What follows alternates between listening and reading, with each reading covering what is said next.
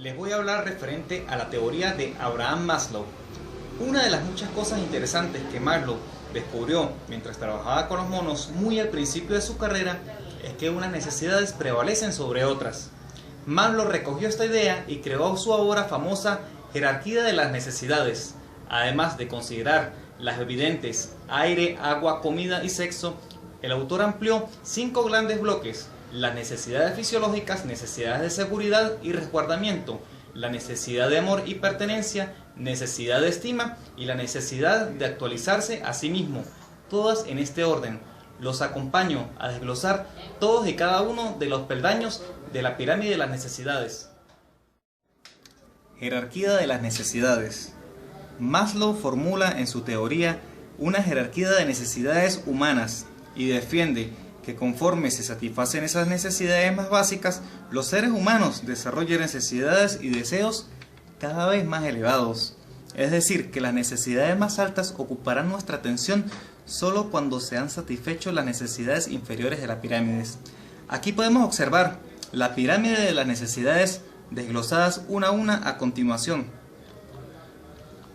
En el primer escalón tenemos las necesidades fisiológicas, como son la respiración, la alimentación, el descanso y la homeostasis. Seguidamente tenemos la seguridad, que es los recursos familiares, la necesidad de salud, la necesidad de tener sus propias propiedades privadas, la necesidad de empleo, necesidad de un bienestar físico. Luego tenemos la afiliación. ¿Qué se refiere a la afiliación? Se refiere a la amistad, al afecto y a las intimidades. Seguramente tenemos la parte del reconocimiento, como son la confianza, el respeto y el éxito. Y en la cúspide de la pirámide tenemos la autorrealización, que es la moralidad, la creatividad del individuo, la espontaneidad, la falta de prejuicios, la aceptación de hechos y la resolución de problemas. De la pirámide anteriormente vista, vemos que Maslow, a todos los 4 niveles anteriores de las necesidades de déficit o las necesidades de, si no tenemos demasiado de algo, sentimos esa necesidad, pero si logramos todo lo que necesitamos, no sentimos nada. En otras palabras, estas necesidades dejan de ser motivantes. Vemos en la gráfica, en la parte central las necesidades salientes, en la parte inferior las necesidades llenas no salientes y en la parte superior las necesidades aún no salientes. Ahí están los 4 niveles anteriores de las necesidades de déficit o necesidades de lo que estamos hablando. Abraham Maslow también habla de los niveles en términos de homeostasis. Es decir, es como un termostato que opera de forma equilibrada. Cuando se hace mucho frío, se enciende la calefacción, pero cuando hace mucho calor, apaga el calentador. Maslow considera todas estas necesidades como esencialmente vitales. Incluso el amor y la estima son necesarias para el mantenimiento de la salud. De hecho, les llama necesidades casi instintivas. La autoactualización. Motivación de crecimiento, opuesto al déficit motivacional, la necesidad del ser y autoactualización. Constituyen necesidades que no comprenden balance u homeostasis, que es el principio que le acabamos de hablar anteriormente. Una vez logradas, continúan haciéndonos sentir su presencia. De hecho, tienden a ser aún más insaciables a medida de que las alimentamos. Son aquellos deseos que comprenden de llenar esos potenciales, hacer todo lo que pueda hacer. Es una cuestión del ser más completo, de estar autoactualizado. Las metanecesidades y las metapatologías. Otra forma en la que Abraham Maslow aborda la problemática de lo que es la autoactualización es hablar de las necesidades impulsivas o los autoactualizadores. Podemos ver la definición de cada una, que es la verdad, la bondad, la belleza, la unidad y por último la perfección y la necesidad.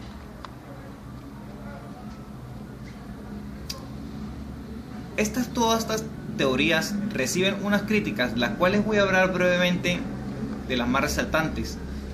Lo más común es la metodología que utilizó Abraham Maslow, a escoger un número reducido de personas que él mismo consideraba autoactualizadores. Luego de leer sobre ellos o hablar con ellos y llegar a conclusiones acerca de lo que es la autoactualización. En primer lugar, no suena a buena ciencia a mucha gente.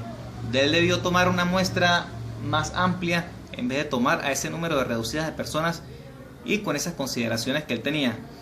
Otra cosa es que él se ocupa de cuánto nos preocupamos por nuestras necesidades básicas antes de que la autoactualización entre en escena. Y sin embargo, podemos encontrar muchos ejemplos de personas que muestran aspectos propios de la autoactualización. Han estado lejos de haber tenido sus necesidades básicas llenas. Ya habiendo escuchado conversar a mis compañeros hablar sobre el tema del humanismo, podemos concluir lo siguiente. Veamos. La psicología hasta el siglo XX está dividida en dos corrientes. Una era la corriente del psicoanálisis, donde su mayor exponente, Freud, dice que el psicoanálisis es un método de observación e investigación de la mente humana que trata de comprender y explicar su funcionamiento. Aquí predomina el pasado es el dueño del presente. La segunda corriente, el conductismo, sus mayores exponentes, Pavlov y Skinner. La conducta es entendida como la reacción o respuesta aprendida ante un estímulo dado por el entorno del individuo. Se presenta el esquema estímulo-respuesta. Desde este momento surge la tercera fuerza, escuela sin ningún precursor en particular, conformada por filósofos y psicólogos que rescatan la individualidad de la persona, alejándolo del determinismo y del reduccionismo, en la que ubica al individuo como centro del mundo. Entonces, el humanismo busca salud integral, calidad de vida y los atributos positivos del humano, resalta la dignidad del individuo y se preocupa por entender a la persona, salud mental, felicidad, satisfacción, amabilidad, éxtasis, etc. Como ya dijimos, en esta corriente no existe ningún precursor, sino la suma de varios. Esta corriente retoma temas de William James, que estudia la conciencia y al individuo para entender su comportamiento. La Gestalt ve al individuo como un todo. Fritz Perls, máximo exponente, consideraba las experiencias del individuo como importantes para ayudarle a buscar un sentido y ya no un porqué, sino un para qué a la persona. Abraham Maslow fue el que le dio el nombre a esta corriente como tercera fuerza y propone la pirámide de necesidades, que tiene como base la motivación humana. Oswald Kuhl plantea el proceso del pensamiento. La mente tiene una percepción, apreciación, juicio, etc. Carl Rogers desarrolla la terapia centrada en el cliente, en donde el psicólogo y el cliente están al mismo nivel, donde uno no sabe más que el otro. También tenemos Roger May proporciona una nueva forma de estudiar el comportamiento tomando en cuenta la naturaleza humana, como la creatividad y sentimientos. Viktor Frankl, que plantea la logoterapia, consistía en crearle un sentido a la existencia humana. Entonces, ¿qué propone la tercera fuerza? Ver al ser humano como libre, persona incapaz de dividirse. El ser humano no puede existir sin comunicación.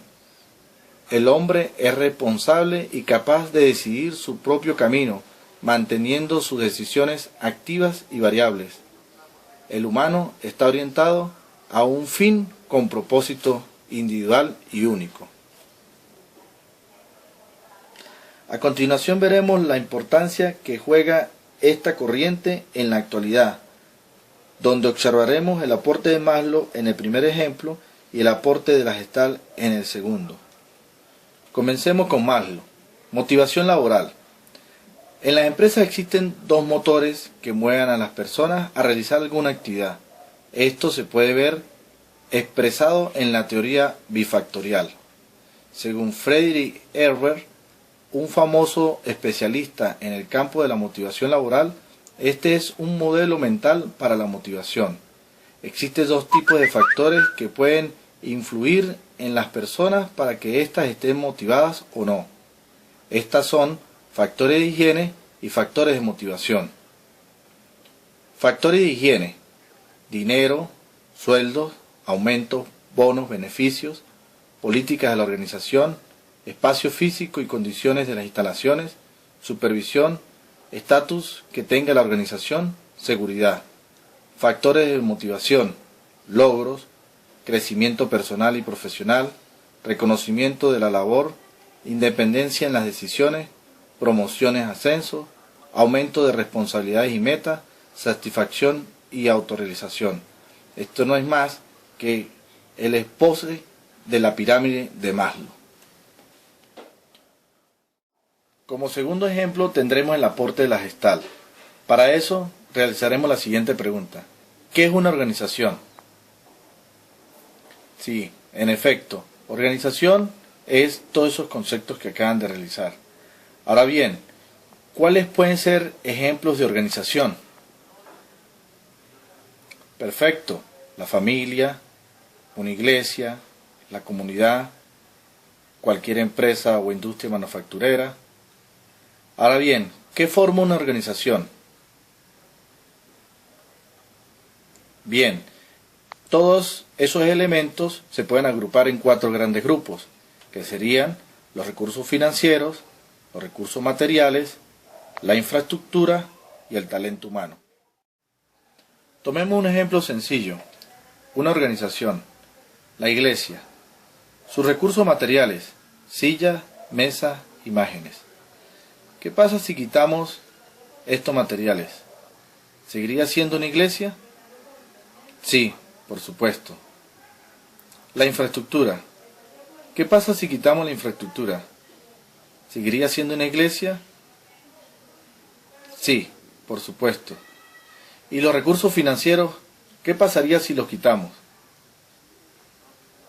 ¿Seguiría siendo una iglesia?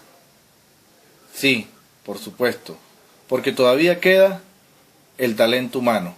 La única forma que una organización deje de ser organización es al eliminar el talento humano. Las personas dentro de una organización funcionan como un todo, como un solo. El todo es más que la suma de sus partes. Esto lo heredamos de la Gestalt. Hemos terminado. Muchas gracias por su atención.